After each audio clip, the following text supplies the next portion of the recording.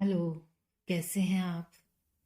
आज मैं आपको कॉमर्स प्रैक्टिस या इकोनॉमिक्स में आप अपनी माइक्रो टीचिंग पर अपनी पाठ योजना किस प्रकार से बनाएंगे, ये मैं आपको बता रही हूँ।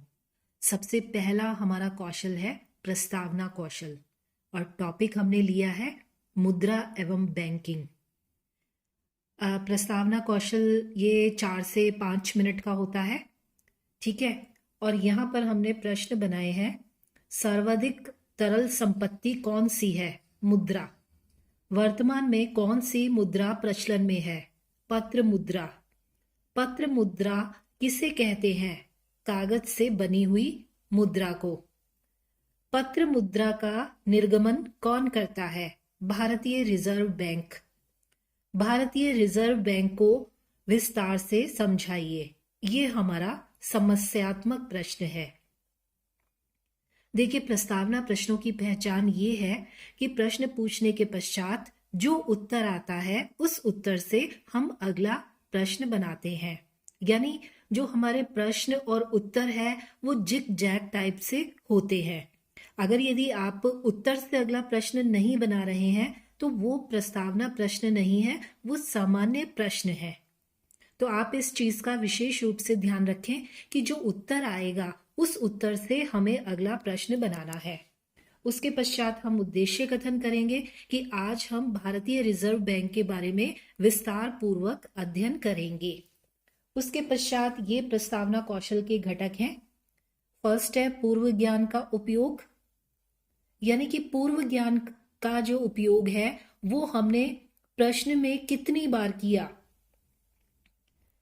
दूसरा है छात्रों के उत्तरों का उपयोग, तारतम्यता, मूल पाठ की अग्रसरता, सहायक उपकरण एवं साधन का प्रयोग और उपयुक्त समयावधि या उपयुक्त अवधि सीमा। देखिए यहाँ पर ये आ, हमने लिखा है ये कि आपको मिनटों के हिसाब से जो है, मिनट्स के हिसाब से यहाँ पर आपको टिक करना है कि हमने कितनी बार जो है इसका, इस घटक का अपने प्रश्नों में उपयोग किया है। 0, 1, 2 सामान्य है, और अच्छा 2, 3, 4 और बहुत अच्छा 5 और 6। ठीक है। दूसरा हमारा कौशल है प्रश्न कौशल, और हमारा टॉपिक है बीमा।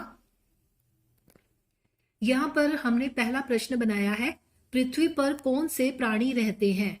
मनुष्य।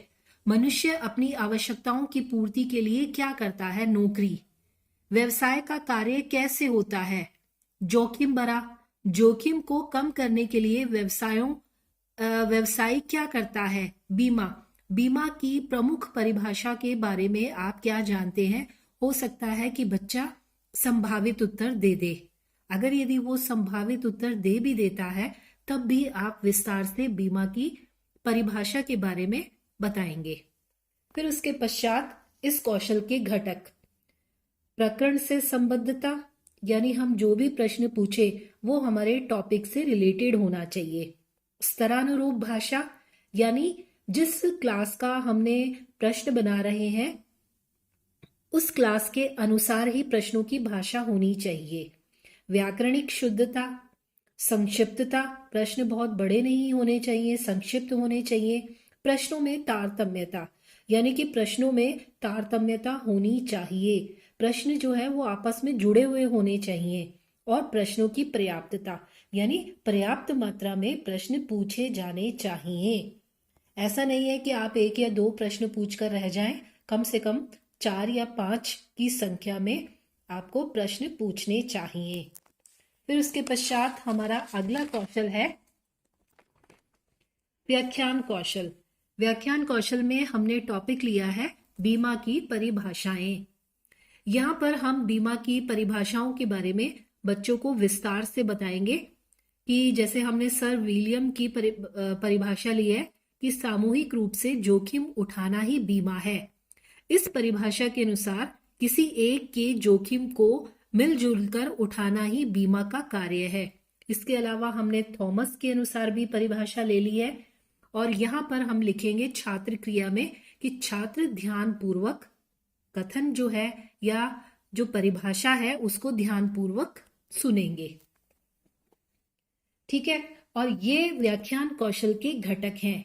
भाषा सरल होनी चाहिए, सुबोध होनी चाहिए, आवाज कक्षा के अंदर स्पष्ट होनी चाहिए, बोलने की सहजता कि सहज रूप से बोलना चाहिए, शिक्षण बिंदुओं को दोहराना, यानी कि जो आप व्याख्यान दे रहे हैं वो व्याख्यान कक्षा में उन बिंदुओं को दोहराना चाहिए, और रुचिकर युक्तियों का प्रयोग करना चाहिए, और व्याख्यान का समापन यानी सारांश बताकर करना चाहिए।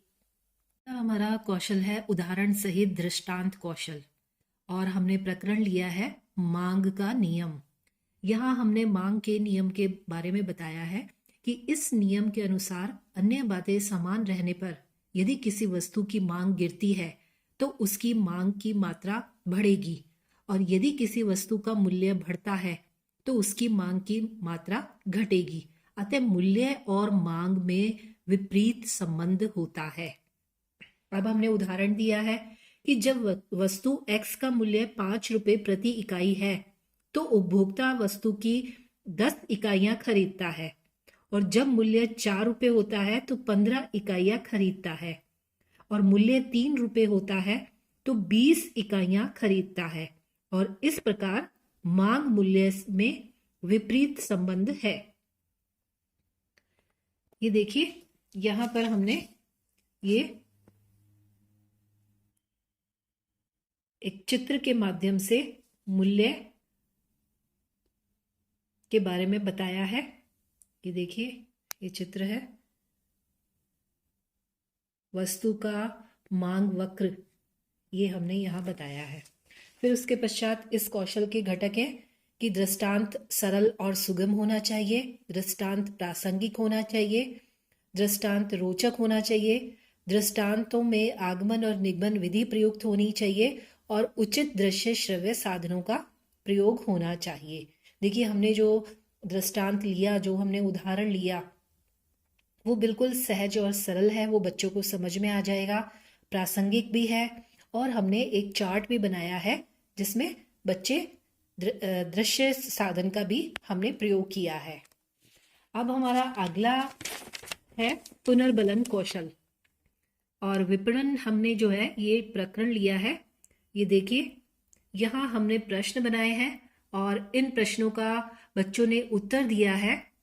और पुनर्बलन आप जानते ही होंगे कि यदि हमें बच्चों कि जो हम बच्चों से प्रश्न पूछ रहे हैं और बच्चों के द्वारा उनका उत्तर दिया जा रहा है तो हमें उत्साहवर्धक शब्दों का प्रयोग करना चाहिए, जिससे बच्चे उत्साहित हों और अधिक से अधिक हमारे प्रश्नों के हमें उत्तर दें।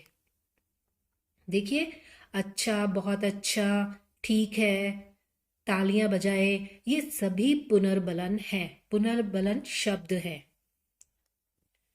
ये हमारे इस कौशल के घटक है। शाब्दिक पुनर्बलन जैसे अच्छा, बहुत अच्छा, ठीक है, ये शाब्दिक पुनर्बलन है। और यदि हम कहें कि अशाब्दिक पुनर्बलन कौन से हैं, तो छात्र के पास जाकर पीठ थपथपाना, उसके लिए तालियां बजवाना, ये अशाब्दिक पुनर्बलन है। अतिरिक्त अर्थ संकेत और समय की उपयुक्तता, ये इस कौशल के घटक हैं। अगला हमारा कौशल है उद्दीपन परिवर्तन कौशल, और प्रकरण हमने लिया है औपचारिक संप्रेषण। देखिए, यहाँ पर हमने औपचारिक संप्रेषण के बारे में बताया है कि औपचारिक संप्रेषण क्या है, और उसको समझाने के पश्चात हमने कुछ प्रश्न पूछे हैं। अब प्रश्न ये उठता है कि उद्दीपन परिवर्तन क्या है। देखिए, उद्दीपन परिवर्तन ये है कि कक्षा के अंदर शिक्षक जब अपने बच्चों को पढ़ा रहा है तो पढ़ाते समय वो एक ही मुद्रा में ना रहे, वो अपनी पाठ के अनुसार अपने भावों में, अपने विचारों में परिवर्तन करे, अन्यथा कक्षा में शिक्षण जो है वो बहुत ही नीरस हो जाएगा। जैसे कक्षा में घूमते हुए, पूरी कक्षा में शिक्षक को घूमना भी चाहिए, पाठ के अनुसार हाव भाव व्यक्त करने चाहिए, शैली में परिवर्तन करना चाहिए, ये उद्दीपन परिवर्तन है। फिर उसके पश्चात ये इस कौशल के घटक हैं, जैसे कक्षा में घूमना, हाव भाव, वाणी में उतार चढ़ाव, ध्यान केंद्रित करना, शैली में परिवर्तन। जैसे कि मान लीजिए कई बार शिक्षक जो है वो पढ़ाते पढ़ाते रुक जाता है, विराम दे देता है, तो ऐसी स्थिति में इस कक्षा के अंदर सभी विद्यार्थियों का ध्यान अपने टीचर के ऊपर केंद्रित हो जाता है। तो इस तरह से उद्दीपन परिवर्तन का प्रयोग प्रत्येक शिक्षक को अपने शिक्षण में करना चाहिए। फिर उसके पश्चात है शामपट कौशल, और हमने टॉपिक लिया है बीमा के प्रकार। यहाँ हमने बीमा के प्रकारों के बारे में बताया है, जैसे जीवन बीमा के बारे में, अग्नि बीमा के बारे में, समुद्री बीमा के बारे में यहाँ बताया है। और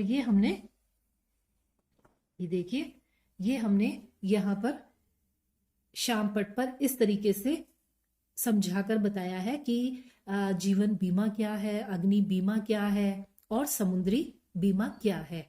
इस तरह से अगर यदि हम अपने शामपट पर या ब्लैक बोर्ड पर बच्चों को समझाते हैं तो बच्चे अच्छी तरह से उस चीज को ग्रहण करते हैं।